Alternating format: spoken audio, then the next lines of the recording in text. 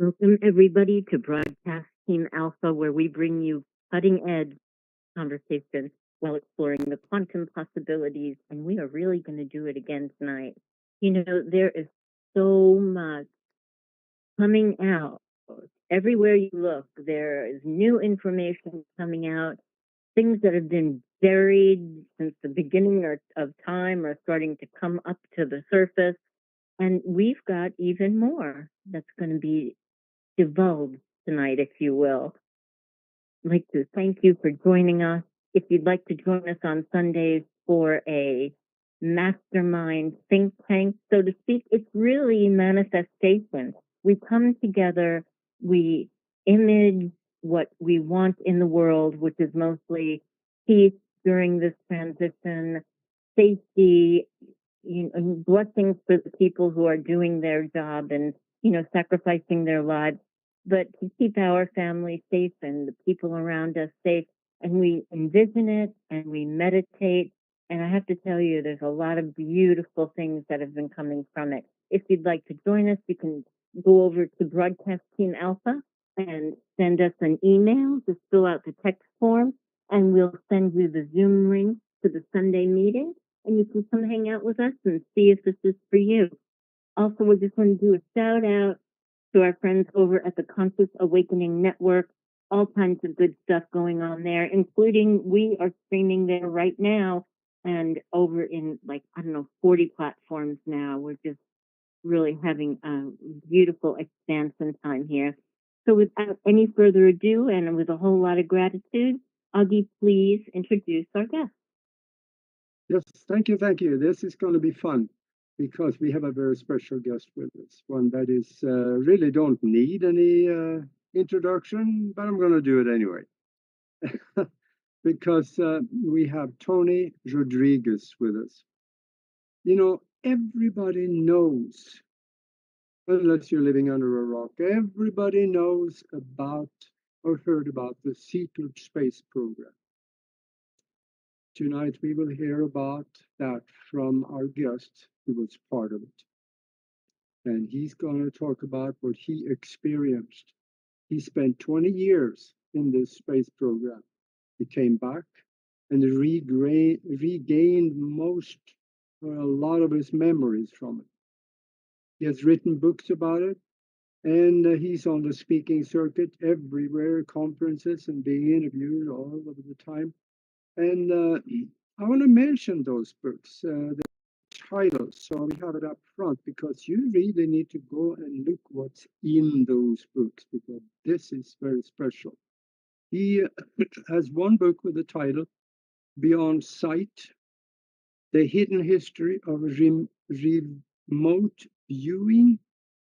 And then there's another one that is Keras, or Ceres, I'm not so sure how that's pronounced, but probably Keras, The Colony Cavalier. And the third one is Project Star Maker. And you can find those books at his website on TonyRodrigues.com. That is Rodrigues with an S at the end. It's not Z like I used to think. So we get that right. And he also counsels people on remote viewing.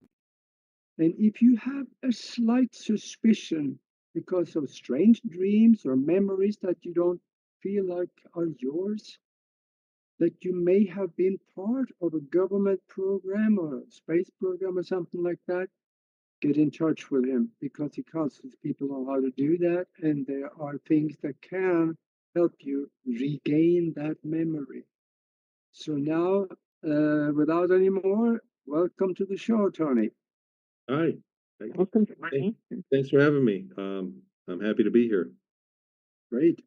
Great to have you. Thank you so much. And you have such a fascinating background. How did your life journey, bring you to this point where you're discovering your memories and doing cool stuff like teaching remote viewing? That's really great. Oh, well, I tell you, I had a memory event. So what happened to me, I was very young. I was 10 years old when I was taken, the initial abduction into the program. And I lived for 20 years, and then they used technology that the government has traded with extraterrestrials. And so at the end of 20 years, I was age regressed or consciousness transferred back into my original body and put back the next day. So I was gone for 20 years, but I was only missing out of my house a few hours. And I woke up the next morning, I was still 10 years old, and I was a completely different person inside. Throughout my life since then, till I grew up to now into my 40s, I mean, I'm 52 now, I'll be 53. But into my 40s, I had bits and pieces of the memory of the abduction that didn't make sense, like many people do. And I got an MRI scan and found out about the 20-year and return, the way that they put people back, all in the same period of time, short period of time, and the memories came back. After that, Wow. and that was May of 2015 when I got my memories back. After that, I've just been solely motivated by about proving it. So it's a tough story. I just talked about aliens and time travel and a lot of other things in a short time. It's just enough to scare away a lot of people. So I've ever just worked at proof. And in the process of proving my account, the things I remember and looking them up and following up, I found quite a bit of evidence and actually new information. And last year I went to Inyokern, one of the first places, the substance of my latest book, Beyond Sight. It's called Beyond Sight, the hidden history of remote viewing and psychoenergetics. And I've started groups so that we do remote viewing and psychoenergetics. We start groups, we teach it, and I use those techniques I remember from the government program. But just doing that has led me, that's been my life's journey. Every time I find some proof, I share it. And so I think that's both kept me alive and kept me talking. And so I think it's a lifelong thing once people regain memories that a government ET program suppressed. Once that begins, I think it's a lifelong journey. Yeah, and a lot of people in the beginning when we first started broadcasting Alpha, we really only interviewed experiencers, and so many of them went silent. Their lives got turned upside down, and it didn't go well. Their family thought they were crazy, and so it's so great that you are willing to be open to it and allow that to continue to unfold for you. Good for Yeah. you and us. Well, it hasn't been easy. I would be the first to say that. Thankfully, Yeah. I had some people around me that were supportive, but a lot of people were not. And there really is a cost to having one of these testimonies and speaking publicly. My children were ridiculed. Close members of my family don't speak to me. Friends I grew up with don't speak to me. There's a cost to speaking like this. So Yeah, there is. Yeah. Thank you for doing that. So I eventually not in the too far distant future, they're going to see that you were correct. So, well, we already have had some evidence as soon as this week, this past week, at a conference I did in Denver, in Westminster, Colorado. We had a bunch of ships fly over and witnessed by hundreds of people that were called in by an experiencer named Elena Danan. And so at that conference, she was a speaker and said that the Galactic Federation of Worlds would do a flybys and to go outside at 8 p.m. and wait in the amphitheater. And that's what she did. That's what everybody did. There were hundreds, if not about 1,000 people there. I took a picture of the crowd. And sure enough, several different craft came and buzzed the crowd at hypersonic speeds. We saw the TR-3B triangle at low altitude, and we saw many dozens of craft at high altitude going faster than satellites, faster than the space station. And at high altitude, you could see the bow shock in the upper atmosphere from them. And they were shining lights to us. They were turning lights on and off. There was absolutely no way they were anything other than spacecraft. So what I'm saying is this was a precedent. So this is now we have a public flyover by UAPs on demand. Yeah. So validating her testimony by Daisy Chain, not only my testimony, but others that were at that conference and other people, many people that have subscribed to saying that they have the same experiences or contact with a Federation of Worlds I mean, she's the emissary, so there's other people that are coming with false information. But what I'm saying is this really puts a validation on the fact that these programs exist, the triangle exists, and we got excellent footage, excellent, and even more so than the great camera work we did. Seeing's believing there were 1,000 witnesses, so it's kind of, and it was in the middle of a city, so it was a great. Wow. It was a historic moment, and we're going to get more of these flybys in the future. So that's the thing. That's Disclosure has happened. that's Yeah, fantastic. Tony, Yeah, you can't explain that stuff away. That is evidence. Tony, where can we see that footage or picture? I have some of them here. If you could give me a screen share, I think I might be able to Yeah. play one. Yeah. Matt, can you do a screen share? Let me try to load it up. It doesn't play great on this computer for some reason. The other thing is the footage has been out online. Maybe it's on YouTube already. It is on YouTube. There are some YouTube footage of it. Let me look. I can find it. Amazing. I would have loved to have been there.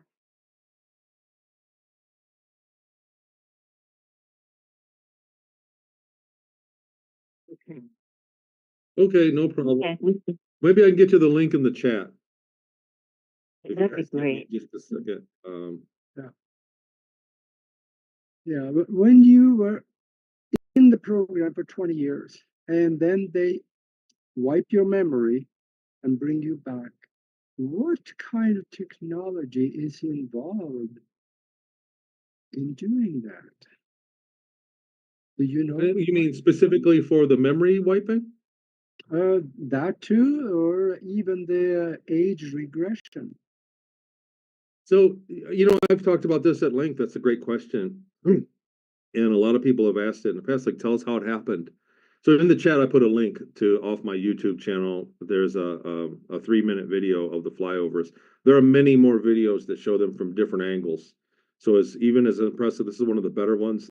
There are some really good videos that show colors in the black and white. This was taken with a night vision camera. But back to your question, it's as if, the same way that you go in and get a surgery done. Let's say you're getting work on your your pancreas, and they put you under and you get a surgery. When you wake up, you really don't know what they did or how they performed it. You just know that you had a surgery. So the experience is a lot like that. Over the years, I've tried to put it together as best I can, and my theory is that I was a clone, that they could clone me in a short order, and in order to run the clone, they needed an aspect of my consciousness, my waking mind. And so there was a technology that moved that. When I look back in my life, so remembering when I was 9 is before the event. All the 20 years happened after I was 10 years old. And then I was right back and then 11. And so from now till I was 11 is 40 years ago. From now till I was 9 is like 60 or 70 years ago. You know what I'm saying? In my mind, I experienced the 20 years first, even though I may have been a clone. The reason that I suggest cloning is because when I woke up in the 20 years, I had no memory of who I was. I had no memories. Had a complete, and then at the end of the 20 years, I had those memories, and then I woke up again in my original body with no memory of the 20 years, as if I was taken from host to host. And so when I look back, Wow. cloning seems to be the, Occam's razor, the simplest answer, is why I say that. So I'm not 100% sure on that. So please, I'm not willing to fight over it because I just don't know. It was like I had a surgery done to me, and I don't know what happened. I try to piece it together in my mind, and my feeling is that there were two of me at the same time, and my consciousness was diluted. The other thing that I found with myself and literally thousands of others that have had similar experiences through the programs is at the end of the 20 years, their consciousness seems to get it together, for lack of a better word. Like while you're taken, there are two of you, both are lesser somehow, mentally and emotionally. And at the end of the 20 years, when the other one essentially dies, the original person gets their consciousness whole and their life straightens out. They change it for the better. So that's a phenomenon that's very real. And I always look for that, like the 20-year mark, life changes around that time. So that is a direct. That's one of the things that's absolutely a symptom of the technology, and I experienced it as well. Can you explain that again? I really want to take that in. Can you say that again? That's Sure. really good. So imagine you're taken.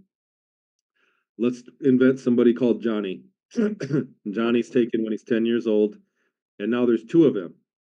So if his mind, his spirit is a 5-gallon bucket of water, they clone Johnny and they take 2.5 gallons out and put it in the clone to drive it. At the end of 20 years, that's the limit of their technology of 20 years, so in the safety limit. So they have to kill the other one and put it back. And so at the end of the 20 years, when the other one dies, the 2.5 gallons of water they borrowed from Johnny goes back to him, and then he's got his original mind again.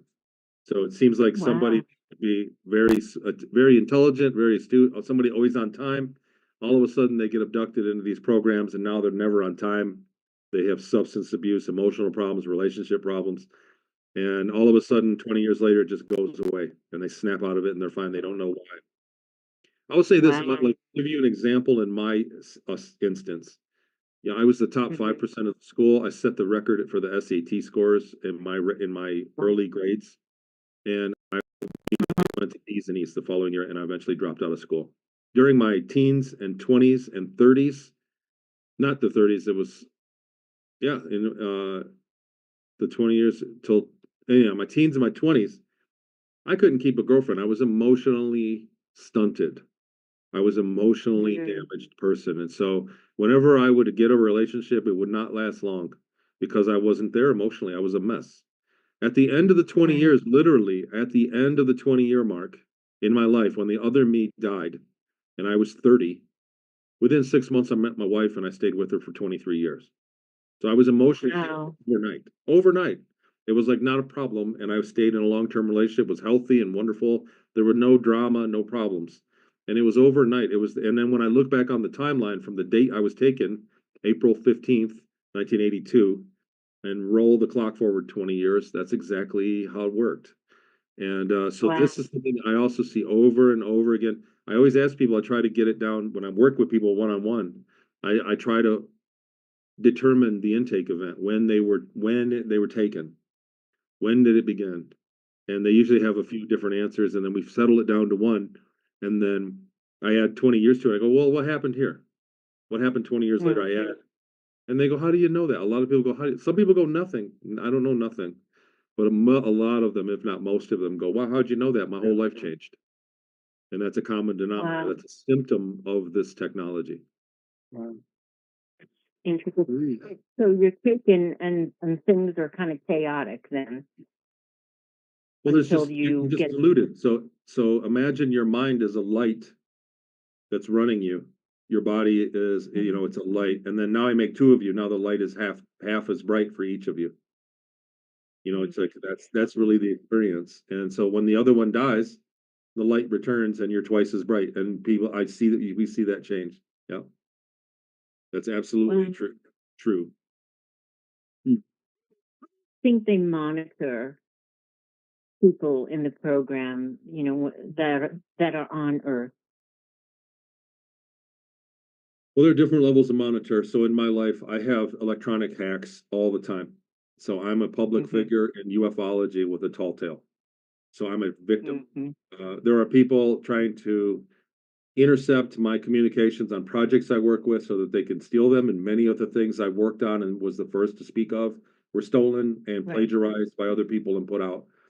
There are technologies, remote viewing methods, my testimony, things that I remember, the shape of the ships. There were many things that I were in phone calls, and then all of a sudden, other whistleblowers were coming out with them a month later. So the Wow. just being spied on by other people randomly in my life is prevalent. Then there's the government level, which could be the CIA, the FBI, or the Army, the military. They can spy on you. Then there's the secret Mm-hmm. space program level that they're spying on you through all your phone and your technology, and probably things in your home that happen. And then lastly, there are ETs that can abduct you and put a biological implant in you that records your life, and they can. So I'm spied on many different levels. I'm fully aware of this, and I've had people Right. play games with me and follow me around and do dastardly things that hacked my phone. I was unaware of how easy it was to hack phones. You guys sent Yeah. me a link and I refused to click it.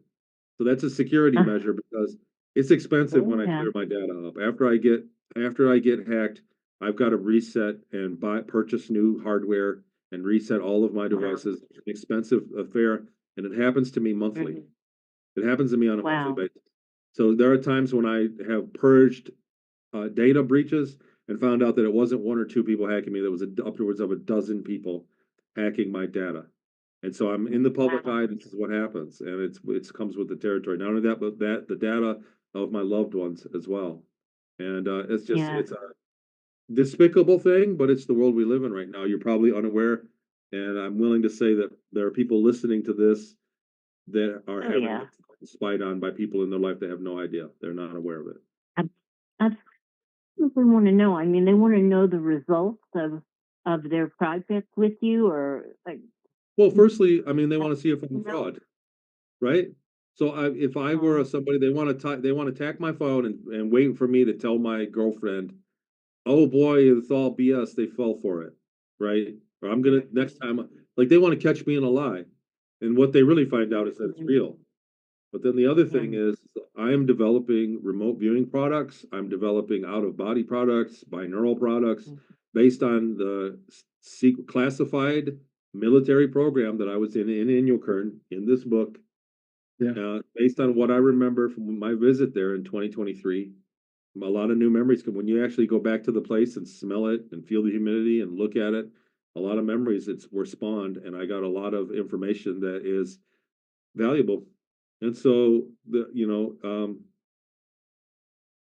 it just makes sense. I mean, who if you could Yeah. hack anybody, Mhm. who would you hack? Uh, Probably not. I can't- Not. I have a problem thinking of hacking somebody. You know what I mean? I think people's It's cringy. privacy is so sacred. You Even know. my best friend, like even my best friend, if I were somebody that it's cringy to me, I can't listen to something for 2 seconds. But ooh, I don't want to be in a private conversation, right? I don't want to be a fly on the Yeah. wall. It's cringy, it makes me cringe. But if I were that kind of person, even if I hacked my best friend, sooner or later they would have an emoji or a joke about me or a remark about me where I would say it would be upsetting, right? So Mhm. everybody has the right to talk about other people behind their back for whatever reason. It may just be for humor, it may be misleading the other person for whatever it is. But sooner or later, if you spy on somebody you love, they'll do something that that would upset you. And so why would you do that? True. Like why would you bother doing True. that? All the people that I know that are hackers, it sabotages their relationships. They'll be friends with people. The ones that hack me, even people that have come in my class, they've been in my tier 3 group, and then they hack me and they have to drop out because they find out that I'm not who whatever. I say something they don't agree with somebody else, which is none of their business and out of context to anything that they know about. And I got hacked. I learned it because I worked at a company. I was a manager at a store, and they hacked my phone, and I learned the behavior, and I realized the common denominators with many people in my life. So usually when they hack your phone, they don't want to speak to you much because they'll let something slip and get caught. So they quit talking to you. Mhm. Um, but There's a it's a there's a cringy, terrible code. thing. Yeah, there is a code you can key in on the phone that will tell you if your phone number is going somewhere else. I'll text you that so you can check on I it would love every day. that. I would Yeah, absolutely love that. Thank you. yeah, you will know if you're hacked. You can also do that on the computer. So this is something that computer programmers don't really talk about because they're not supposed to. Well, they all do it. There's gold in them hills. It's very important that, the first rule of warfare is to learn everything you can about the enemy. So, I mean, that's like, it's very useful. The thing is, they usually stop short of stealing money because then, like, if they hack you and get your credit card info, as soon as they buy something, the credit card company will come and bust them. So if you go to the police Right. and say, my ex-wife hacked my phone and she's spying on me, the police won't do anything about it. But as soon as they take $5 from your credit card, the credit card company will go and find them and they'll get in trouble. So Yeah, there's not a lot of financial crime in phone hacking. It's more about personal abuse. It's an yeah. abuse. Mhm. Anyhow, I don't want to talk about that all night. Yeah. Let's talk about remote viewing. Your Sure. classes. That sounds intriguing. Yeah, and when we're done with that, let's find out what you saw on the Keras in space. Series. So it's CERES is pronounced series, like television series. Oh, good. So that's how it's the pronunciation. So yeah, series is there was remote viewing on series. So there were Yes. psychics that you could pay and have done there, and that's how I knew it. That was one of my early memories, and many memories from the project in Inyokern. I had started a group. We had, Jackie Kenner, my co-host a few years ago, and the editor of my book and the co-author of Project Starmaker with me. Jackie Kenner, beautiful, brilliant girl, helped me out, and really I owe the world to for helping me get to where I am. But we had both talked about things that I remembered in Inyokern and things that she had known from her life, as a psychic medium. And we thought, man, it works better when you have a group of people do it. We ought to start a group. And we always joked about it for like a year. And finally we did. We started a group, and it was a success. And it's remote influencing, if you will. It's manifestation through a method of synchronized meditation. So a group of people, 10 to 20 people, pick a target, we all meditate on it with the target, and we have our own little kind of secret sauce methods, but nothing too jazzy. And we get results. We meet every week. We started wanting ways to practice meditating, because meditation is the first move when you do that. So you have to meditate and clear your mind and then begin with what the targeting is. And we looked at remote viewing, and I kind of had a vague remember. I said, well, you gotta meditate for it. Let's do it for fun. And I started putting items in a 5-gallon bucket in my garage. And so they would remote view, and most of the time they didn't get what was in the bucket, but they got what was nearby. They would explain the area next to the bucket accurately, and I knew so. And a few people got it, got very close to the target. I think one of them was a phone hacker and cheated. But we started getting good at remote viewing, and I thought, man, this is fun. The other thing is the reaction.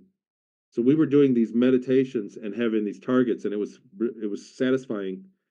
But the reaction when people are remote viewing, and then you open the envelope and show them the target, it's just everybody. It's a lot of fun. There's an exuberance when they get the target. Everybody's just, you see their faces light up, and I thought, oh, this is good. And so I just changed, and I made a remote viewing group before I went to Inyokern, and realized that the bulk of, and I knew before that the Inyokern was about remote viewing and psychoenergetics, but when I went back and really got the memories from my trip there, and then I got back and I started really studying the declassified paperwork for Project Grill Flame, and looking for the funding. The funding dances right around Inyokern. It's perfect. And so I have paperwork that proves it in the book. There's a lot of paperwork in the book that is, there's a body of work in there that proves the program exists. So I started a full-time remote viewing groups. There's 2 groups on Sunday, a 1 o'clock and a 3 o'clock, a beginner and then an intermediate group, basically. And we knock it out of the park. We do successfully remote view every single week. We do 2 targets a week. And that way, in a year's time, they can become expert. They get, 100 targets behind you. They get to that expert level, and we can remote view. So it's a superpower that anybody can do. There's a few steps to do it, and a kind of a habit to get into. It's like training a muscle. So the first time you do it, you're weak at it, and after a few times, you get better. And we knock it out of the park every week. It's a blast. And then, like I said, it's still the same. I open the envelope. Here's one here for this week. So it's just random numbers. Oops, I shouldn't have put that there. You guys can remote view it and skew the target. It's just random numbers on an envelope, and then when everybody submits their data, I open the envelope, so it's sealed. It's sealed shut. And so when everybody sends their results in, we do screen shares. It's like a Zoom format, and everybody sees what everybody else got, and then we open the envelope and we see, oh wow, some people draw the picture verbatim, and it's just wonderful. And even people that have an off day, you usually get 1 or 2 things right. So it's fun. How can people join in that, Tony? So it's on my Patreon. I had to raise the price. It's $50 a month, but you only need a few months before you can go to the next one. It gets cheaper as you go. For the Alpha group on my Patreon, and you can find it on TonyRodrigues.com, the Patreon community, or on Patreon/Talks with Tony, all one word, Talks with Tony. That's the channel. And then the Alpha group is for the beginners. it started getting complicated. The group got big, and some people were really good, and some people were new. So I split it into a beginner's one that give people the basics, and then another one. And there's even an advanced one that's going to launch after the first of the year, like a very Oh, advanced wow. version. Wow, that's awesome. I see we are down at the bottom of the hour now. So for those of you that joined us late on this show, we are talking with Tony Rodrigues, and we are talking about the experiences that he's had both in space on the secret space program and also with his remote viewing. And in the second half here, we're going to go more into also what he observed in space. And I'm really looking forward to that. And in the meantime, he were talking about how to join him in the remote viewing classes. And that is something that I'm thinking about because I've always been interested in that because I just never taken the time to do anything with it. But now I'm getting closer. I think I'm going to check out this. I'm going to do something with it. So, what did you observe in space? Where do you want to start on that? You know, I spent a lot of time up there in the program, so upwards of 12 years. I was a laborer for the Ceres Colony Corporation's fleet. I worked on two separate ships, one for about 8 years and another one for the remaining 3 or 4 years. And I was a ship maintenance person. I did ship maintenance in the lower decks of a converted submarines, nuclear. Well, I don't want to say nuclear submarine. That's I don't know for sure, but we did have radioactive material. Submarines that had been converted into starships. During that time, I'd never had a window to look out of. I'd never had mission briefings. I just did maintenance. It was a really I don't want to say miserable job, but it was a miserable job. Yeah. So I did that for about 8 years, and that ship was decommissioned. It got old and was falling apart, and they decommissioned it. And then the newer ship, they had purchased the chassis from an ET species and then converted it in their hangar bay to something that would handle a human crew. And I was promoted to cargo engineer, and I got to sit in on mission briefings. I got to look out the window, and we went to many different places a day and would come back, we would travel slightly back in time, so we were only gone a few minutes from the base. But we would go out and do in 8 hours. We'd go all over the galaxy. Sometimes we went to nearby galaxies. The ship could go very far instantaneously. And I think that's something that's left out of a lot of testimonies that's very important is that ETs can come here and go home in the same day. It's not a long trip anywhere. Once you get to that Right. Einstein-Rosen bridge level of technology, it's instantaneous. So near instantaneous. And so that was the case. That's what I saw. I remember we went to 4 or 5 planets a day. We came to the Earth, we'd pick up cargo, we'd take it out into the Kuiper Belt to a place, a big ice world that was like a warehouse there. We'd go to Jupiter. There's quite a bit going on around Jupiter. And actually, from the asteroid, from the Mars level of away from the sun outward, in our solar system is kind of where all the advanced stuff is after Mars. On the inside, where the Earth is kind of kept down to our level. So all of the high tech species were kind of outside of Mars orbit, except for Venus. Yeah. But we went all over the place. I mean, like I said, I was a cargo engineer. I kept track of the cargo, the weight, and the available space in my two cargo bays on the port side of the ship, and that was my job for years. And I had a small paycheck, so I could buy tickets, train tickets to go into town and explore the Ceres colony, which we had about 250,000 people living inside Ceres, well, humans and two other species of ETs, and they had visiting ETs, just like in the movies. You know, we had ETs from all over the place that would come visit and on vacation or just on business. And that was the lifestyle there, and everything was connected by train. You know what? It's funny because it really was a mix of smaller, smart cities. Everything there was no cars. Everything was in walking distance, and there were trains. You were never more than 15 minutes away from a train stop. Was the rule. Everywhere was a 15-minute walk to the train, and you could buy a day pass and ride the train anywhere you wanted on the whole inside. And it was all inside the interior of the planet, so underground. Mhm. Big caverns that Wow. they found that they had built European style cities inside. Wow. Well, then, is there something to this fact then that maybe most planets are hollow? Well, I don't know about hollow, the whole thing, but there were caverns on the inside, and Yeah. there were, there were certainly big tunnels that they had dug out. They were looking for water, so the Ceres planetoid has got a lot of water in it. It's a water asteroid, and so Yeah. whenever they found a pocket of water, they would mine. They would take all the water out and then go into that cavity and build an area and build infrastructure. So that's was Mm. they were always after real estate. They wanted to keep building into it, and it was all connected by high speed trains. Mm. Yeah. Wow. Interesting, that you had a job that was, I don't know, for lack of a better word, a little mundane, because a lot of people, were in the secret service military aspect, or, warfare, or intelligence. And how would people, how would just regular people who have this feeling that there was some kind of a blip on the radar screen in their life, um, begin to ask, you know, did that happen for me? Can you demand that the memories come back to you? So I made some exercises that worked for me. And so I have a Mm. memory course that is available. I don't even like it's for purchase on my website. I don't get any money from it. It's just I made the course. It's running on somebody's Teachable out there. Um, Okay. there are exercises you can do.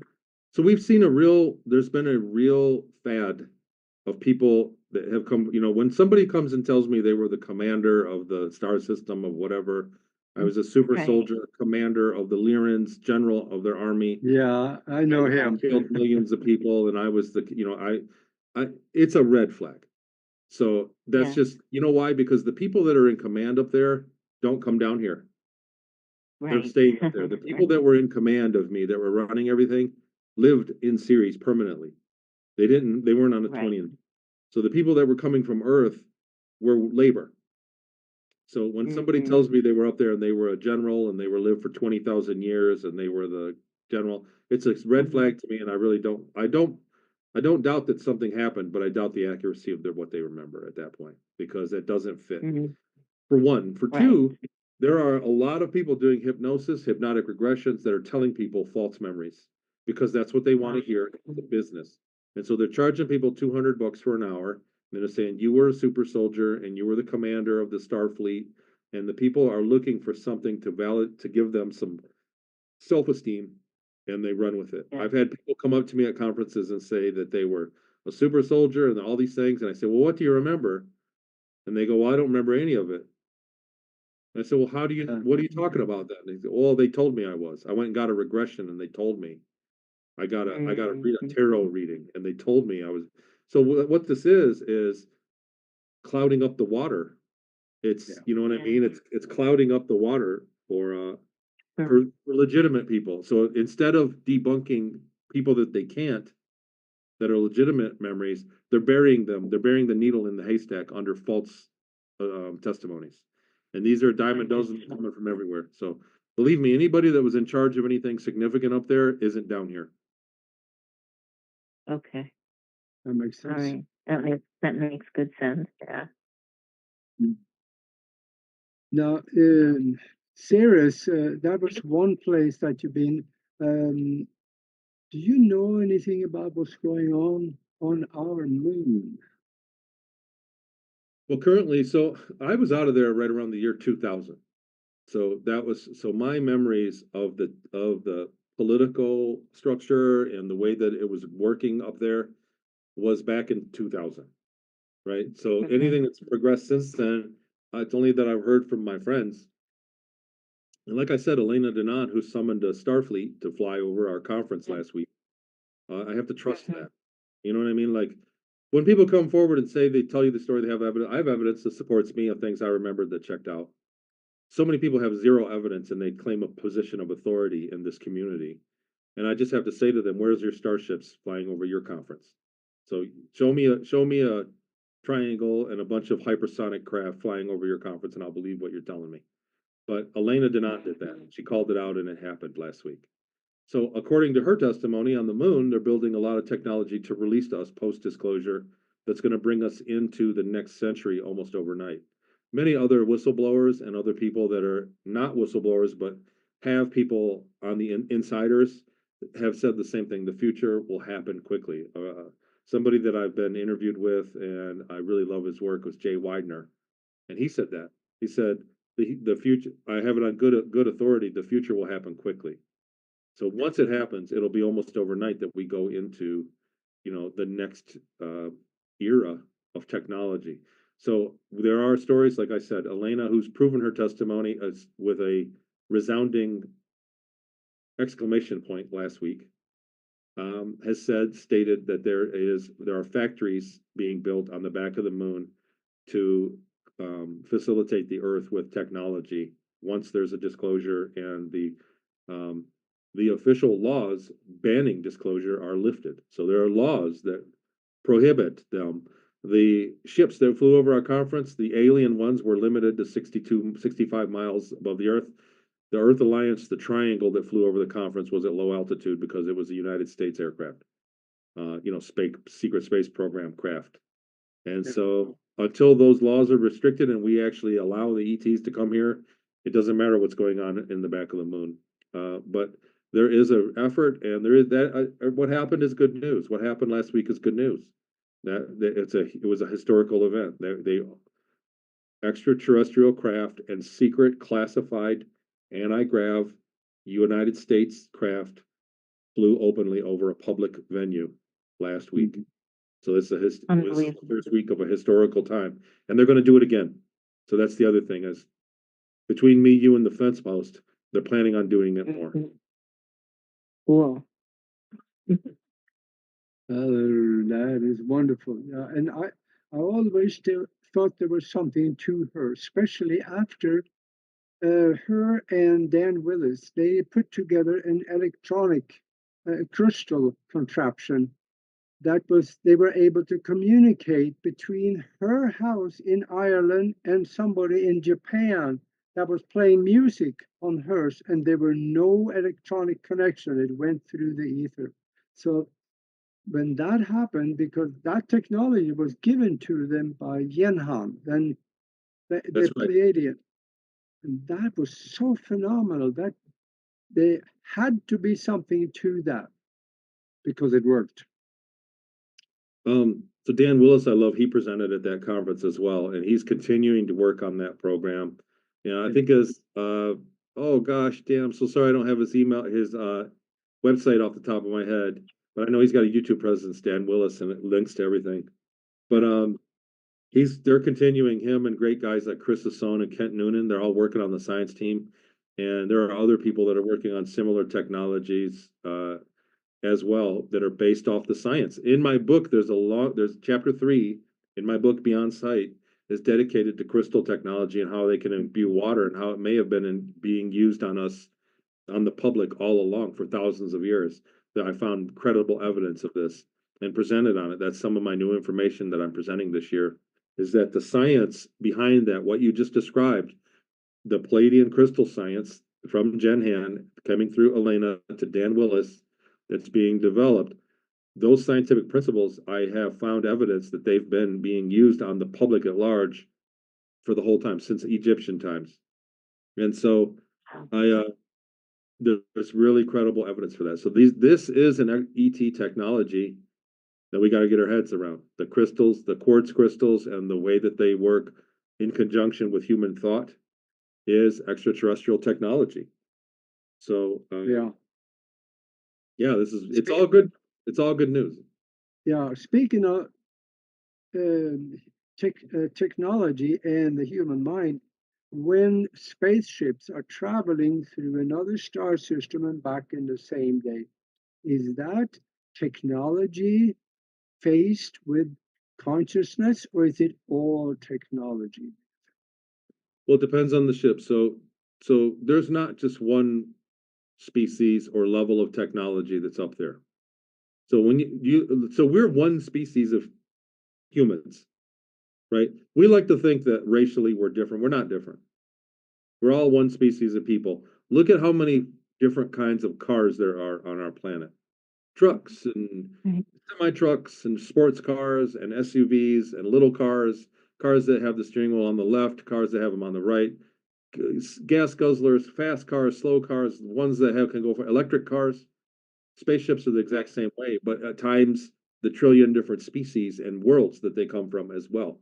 So species, so it's not just one version of spaceship that's flying around up there. The Ceres Colony Corporation had several different craft. The bigger ones, I really was classified how they flew it. There were 20 or 30 people on the bridge, each with their own station, people flying the ship, and they were interfaced with the ship's computer. The smaller disc, they had discs, chrome-looking discs that would go back and forth to the moon, and they had reptilian pilots that were interfaced with the ship mentally. So that's the ones that I witnessed personally. So that's what I witnessed, and you get all these other testimonies. The reason when you the reason when you investigate, if you're just a researcher and you start investigating ufology, the reason why it quickly sounds like gibberish, because one person says this, they took me and this happened, and then another person said they took me and it was terrible, and another person said they took me and it was spiritual, I saw the guides, I saw Jesus, and then take another one, they say they took me and I went and they fixed me, and it was loving and I met my children from the future. So it's all the truth. The thing is, you're being taken by different species from different areas, possibly from different galaxies, with different levels of technology. Some species are barely into space. Some species have been there for billions of years and have spiritual mental technology. So that's really the case. We really have to open up our minds. I think a lot of people want to say a reptile or a Nordic, and that's it. The Greys, the reptiles, the Nordics, the Pleiadians, the Arcturians, like that's all there is. But there are trillions of stars that are accessible. We only have names for a handful. So not everybody's a Pleiadian. These are species that can travel all over the place, and they're not based in just our star that's in our backyard. Mm. Yeah. Gosh, this is getting so deep. But what now? This is a goofy question, but do you feel like there is a timeline that is laid out for us to a point where the disclosure and confirmation that yes, we are not alone is going to happen? I think they're milking it for a lot it's worth, and absolutely, we're not the first world to go through this.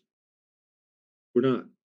Happens. This is par for the course. These species, these civilizations, the Galactic Federation of Worlds, the Orion Group, these large groups have brought other species into a post-disclosure uh, existence thousands, if not hundreds of thousands of times.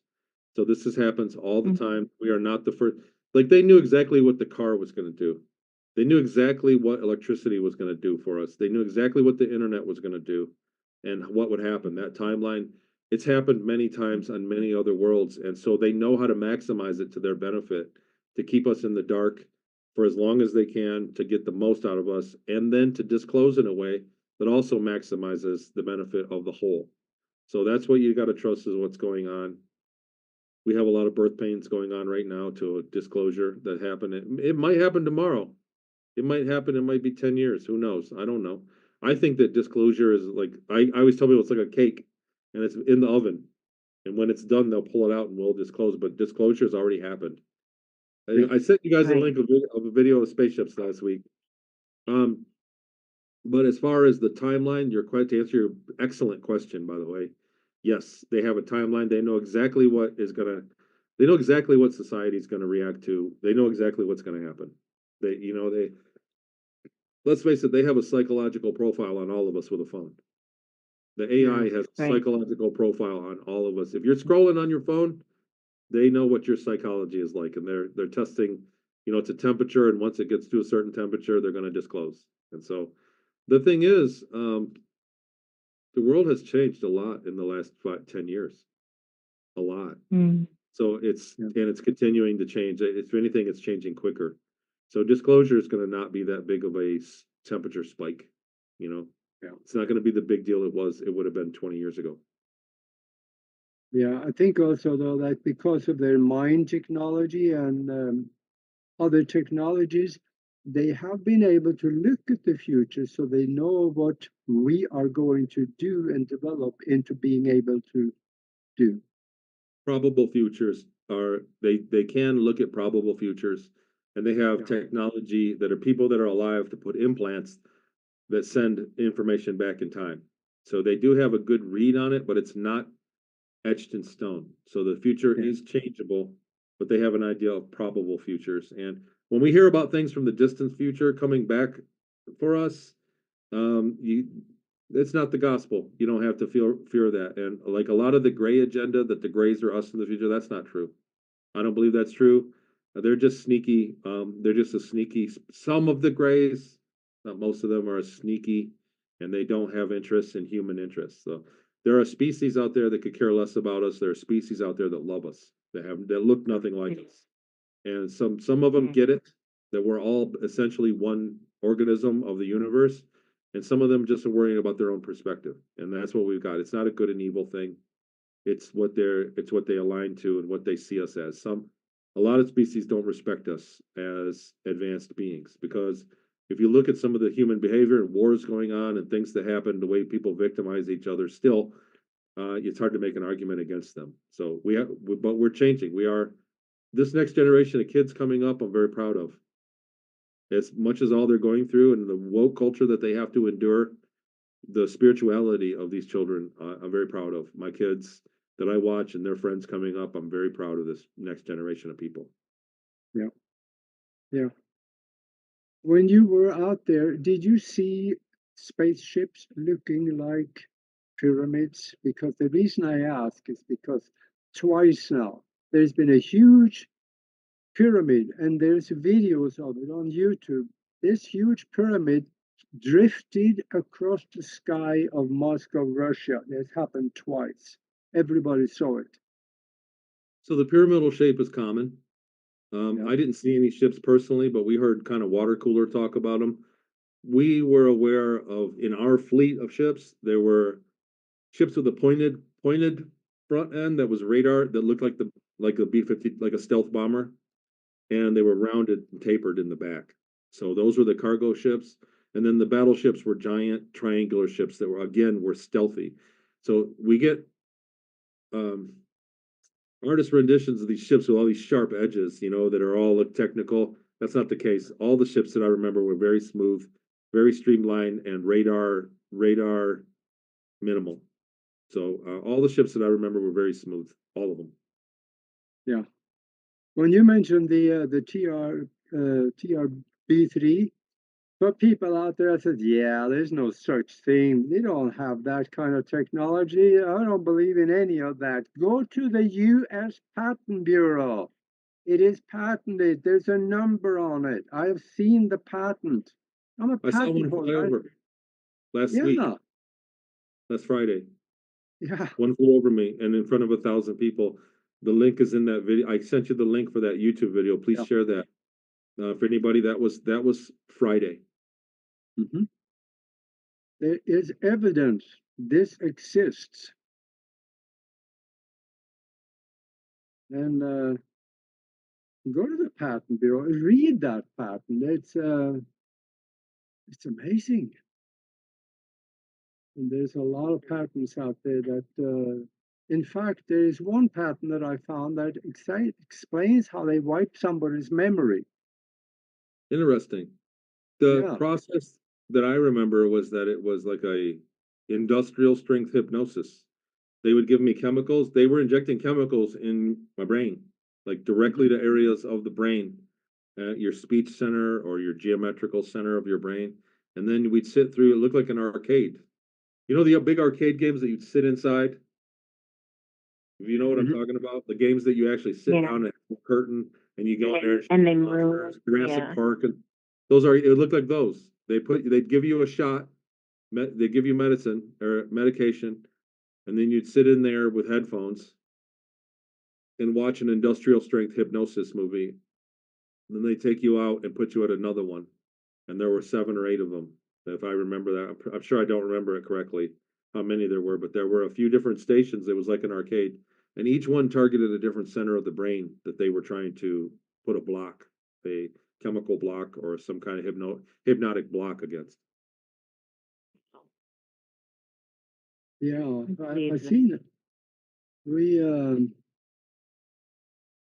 the one patent though that I saw on how to reprogram and place, actually it looks like there was one to place false memories, were used by microwaves that had keyed in voice on it, so that you were sitting there being bombarded with that, and the voice it hits the skull and it resonates as a voice to skull technology, and you hear the voices, and that is run continuously. That's the one I saw. Some of the programming that I remember worked exactly like that, where you were exposed to the same thing, drugs, and then it would just repeat continuously with electroshock, with a few other things. With during the 20 and back, I believe I did have an implant that could put data directly into my head, suggesting data, and it would repeat constantly. God, I see we're down to about 4 minutes left here. Oh, really? Yeah. Oh, that was fast. Tell people where they can make contact with you and what you do and can help them with. We're just getting warmed up. Yeah. God. So TonyRodrigues.com, all one word, Tony Rodrigues with an S on the end.com. You can find me on Facebook as well, even though it's kind of difficult. My buddy tried it, he couldn't find me. But I'm on Facebook, I've got followers there. TonyRodrigues.com, links to the books, to the Patreon. You can contact me there. My email is, I get a lot of email, so I'm not quick to respond, but I do respond eventually. But you can find me there, you can find all my stuff. The remote viewing I teach, it's not about the target, it's about the session. So remote viewing is to build up your own intuition so that you can listen to your voice that tells you to go right or left every day, any day. We always use our intuition. Remote viewing is a great way to hone it because you have instant results. So my remote viewing groups, I'm proud of that work we're doing there. I'm proud of all those people, and I'm looking at many, many different things to experiment and move remote viewing forward. So that's what I do. You can find that on my Patreon, Talks with Tony on Patreon. And it's a monthly subscription, but it's worth every penny. I'll show up for you there. I'm in groups every single week. And that's what I do. And I have Odyssey Sedona coming up in 2 weeks. That's my conference. It's going to be here in Sedona. It's called Odyssey Sedona. You can find that on my website too. And it's about remote viewing. We got people from Farsight, some of the finest remote viewers out there. Yummy Janae and Aziz Brown are going to come and present. And other people that really tight, Lily Nova, and other people that are really good at meditation. So I'm putting these together. This is my work now. I'm going to be creating a lot of products. There's a lot of practice products and products that I'm putting out. I really want to push this forward. Everybody should do some remote viewing at some point. Yeah. Yeah. And you got 3 books out there. Say something a little bit about what they will find in each one of those books. Absolutely. Series Colony Cavalier is the account of the 20 years. It's what I remembered originally in May of 2015. The memories came back of the 20 years, and that's the substance of the book, Series Colony Cavalier, from the moment I was taken till I was put back. Project Starmaker is the spiritual and questionable side of the mind things I remembered, another 10 years stint. And I didn't put that in the original account because there's no evidence behind Starmaker. Project Starmaker, I don't have evidence. Series Colony Cavalier, I have evidence. I have real-time evidence supporting it, and I'm ready to go toe-to-toe with any skeptic.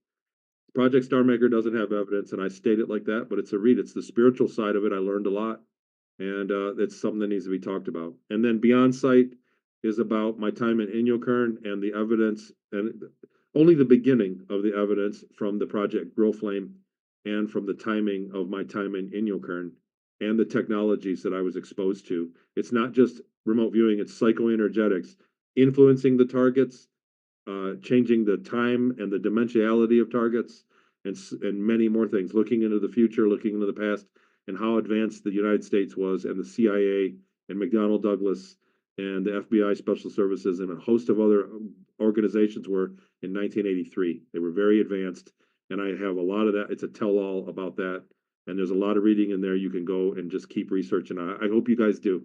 It's my casual reading is the CIA declassified library.gov. That's what I do in my spare time. Oh man, that sounds good.